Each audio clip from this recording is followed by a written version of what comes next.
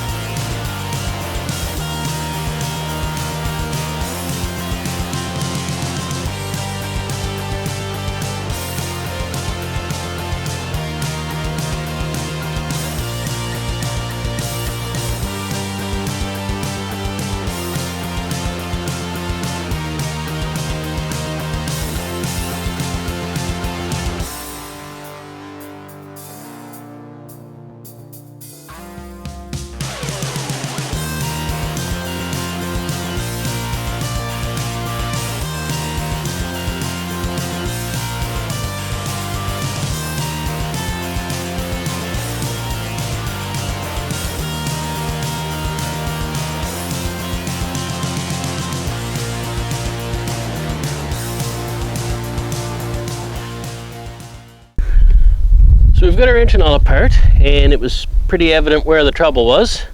Our number 4 connecting rod bearing turned.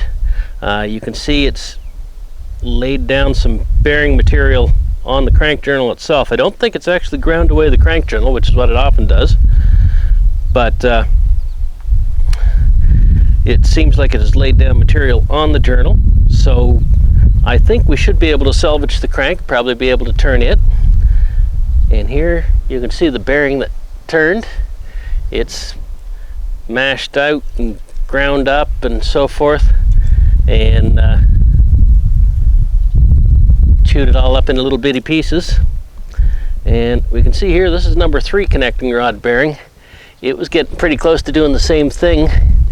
If you can see there, it's widened out here in the middle and mashed down thin.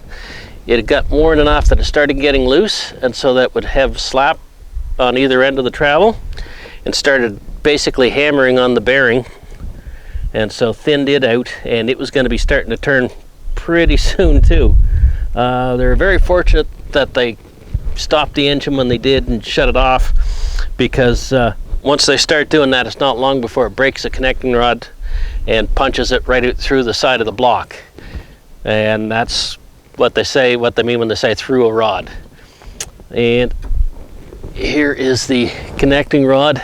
It's all chewed up inside because the bearing started spinning inside the connecting rod. So we'll have to replace that number 4 connecting rod. The others all seem to be okay. None of the other bearings had turned, so we should be all right with that. So here we have one of our main bearing caps. You can see all the soft bearing material is worn away down to the brass, and so it would have been getting pretty low on oil pressure, because when the bearing material wears away, it leaves a bigger gap between the crank and the bearings, and the oil just runs out around. It doesn't maintain that film of oil to protect everything, and that's what happens to the bearings when that happens. So we'll get our crank and cylinder head out to the machine shop, get the crank ground and the cylinder head crack checked and the valves ground. When we find out what the crank grinds to, we'll know what to order for crank bearings and so on, and we can get our engine kit, and we'll then be ready to start putting things back together. So until then, we'll call this the end of part 1 of our 444 engine series. I hope you've enjoyed the video.